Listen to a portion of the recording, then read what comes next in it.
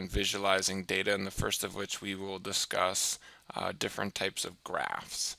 Now, when determining which type of graph is most appropriate for your data, it'll be important to know what type of variable you're investigating. And this goes back to our first set of lectures of the different types of variables, categorical and numerical. So if this is something unfamiliar to you, I suggest going back to the first set of lectures to rewatch that to make sure that you're familiar with these terms.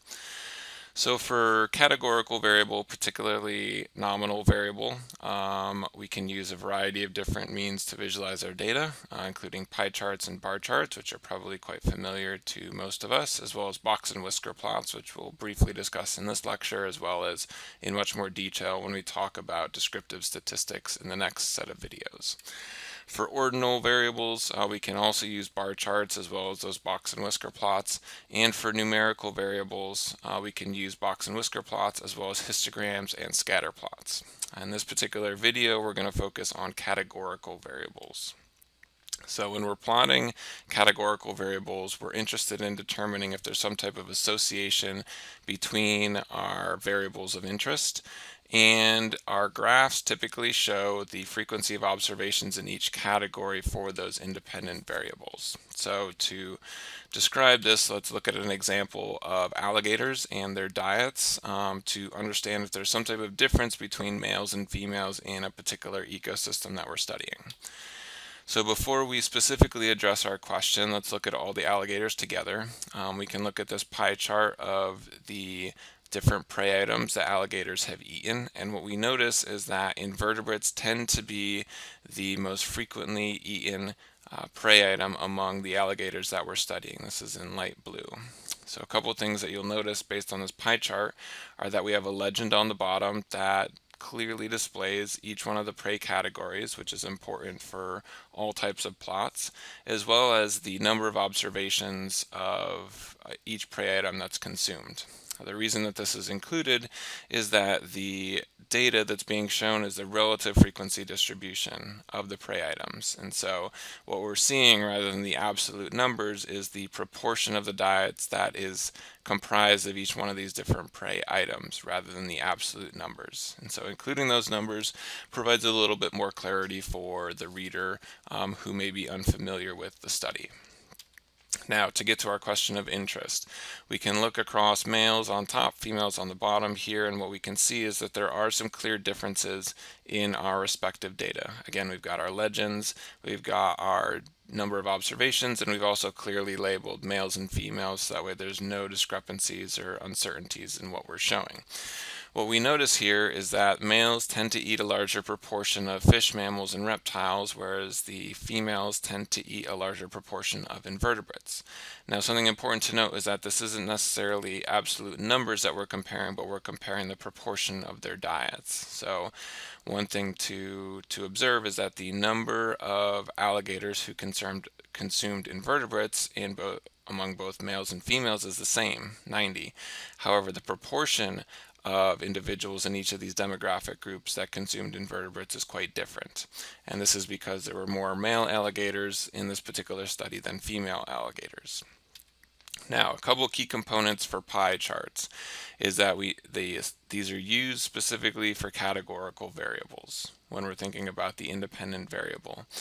This won't be for numerical variables, which we'll talk about in the next video. Another important component is that we have a relatively small number of categories. So in this case, there's only 5 different prey groups that we're looking at. We wouldn't want to use a pie chart if we had 20 or 30 different prey groups, because it'd be very difficult to discern the differences among pie slices that might be very, very small. Lastly, we want to avoid using a pie chart for data that has outliers. And the reason for this again is that the slice of the pie may become very, very small, and this in turn is going to make it difficult to interpret our data. And so outliers are obscure data points. This might be if alligators are found to have eaten some vegetation, in which this only occurs in maybe 1 or 2 individuals in our respective sample. And this would then potentially influence our ability to discern how important vegetation is in the respective diets. And so we'll talk more about outliers when we talk about variability and central tendency in the next set of video lectures, but at this point in time, just know that we want relatively few number of categories and the data should be categorical. Okay, so let's do some practice, and we will do some practice in class, so don't worry if we're moving a bit too fast. But at this point, what I would like for you to do is to briefly look at this slide, which has data on the number of sharks found in a particular ecosystem, and then pause the video and create a pie chart showing this data visually. Okay, so we've got 6 different species of sharks, and we have the number of sharks from each one of these particular species in our sample. And so similar to the alligator diet data, we can visually plot our distribution, our community distribution of sharks using a pie chart, again with the area of the pie representing the proportion of the sharks from each one of the species. What we notice here is that we have a couple different sharks that tend to be more abundant than others, specifically nurse sharks and bonnet heads, whereas other sharks like tiger sharks tend to be less abundant. Again, this is based on the area of the pie, and we've labeled the pie chart with numbers so that way it's clear to the reader what the actual data are. Now, rather than comparing across sex like we did with the diet data, let's compare across years because maybe we're observing some changes in the community structure of sharks in our respective ecosystem from 2019 to 2020. So we can take our data and we can plot both 2019 and 2020, and we can look to see if there's any kind of differences that are observable. Now there's clearly different numbers, but what we're interested in rather than the numbers in this particular case is the proportions, the size of the slices of the pie. What we'll notice is that in the bottom pie chart from 2020, that black tips in the darker blue and bull sharks in the green look like they've increased as far as the slice of the pie. So the proportion of individuals that comprise the community looks to be a bit larger. And again, just because the proportion is different doesn't mean that the numbers are different. We've got 30 bull sharks in each one of our respective years, but because we're seeing fewer sharks in 2020, this means that that 30 bull sharks comprise a larger proportion of the community. Now, if we're seeing increases in some sharks, then we would expect to see decreases in other sharks, and this is true among bonnet heads, lemon sharks, and tiger sharks, in that those slices of the pie are smaller, that the proportion of individuals that comprise the entire community has decreased from 2019 to 2020. Now, pie charts are quite useful, and we can use these to assess categorical variables. But if we have a large number of categories, or if our independent variable has a large number of categories, then this can be relatively tricky. So if we're looking across lots of different years, it can be hard to discern patterns. And this is the goal of visualizing our data so we can see the patterns of interest, and then this can help us determine statistical tests that we might want to conduct.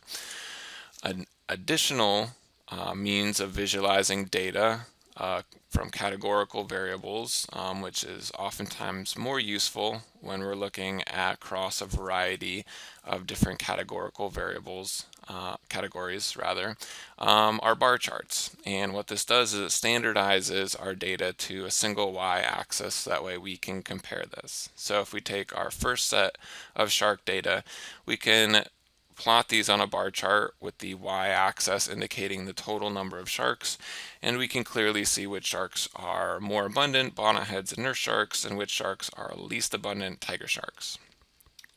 Now, similar to pie charts, the area of the bar represents the data, but we can visualize things a bit easier using this method, particularly if we're comparing across years. The pie chart was effective in looking across those 2 years, but this will actually give us changes in absolute numbers, which might be more important to us, in which we can see the increase in blacktip sharks, we can see the decrease in bonnet heads, lemon sharks, and tiger sharks. But one thing that becomes clear in using this bar chart compared to the pie chart is that we also see a decrease in nurse sharks from 2019 to 2020 that wasn't super apparent when we looked at the pie chart. Now, a couple important things for our bar charts is that we always want to have some type of a legend that labels what our bars represent, similar to the pie chart. And we also want to label our axes. So on the y-axis, we've got sharks. On the x-axis, we haven't provided a label because it's quite clear that this indicates the different species of sharks. But sometimes labeling the x-axis is also quite important to make sure it's clear to the reader what the data is showing.